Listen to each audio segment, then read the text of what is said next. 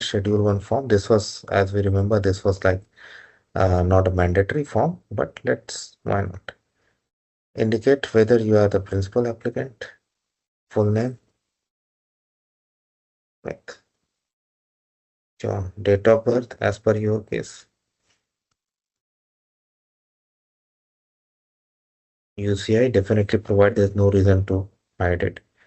Did you serve a military munition? I select no. Have you ever witnessed participated? No. That's your organization, a victim member or certain political party other organization which has engaged or advanced.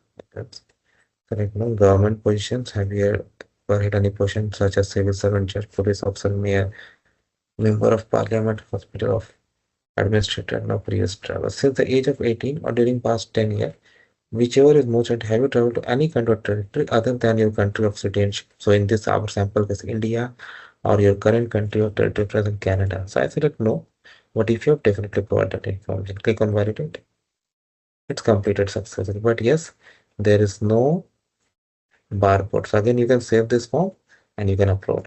And once you upload those mandatory slots, you can go to the next section and uh, pay the fee. And from there, it's going to be processed. So let me know, guys, how you like this video. Do you like my efforts? So thanks for watching this video, guys.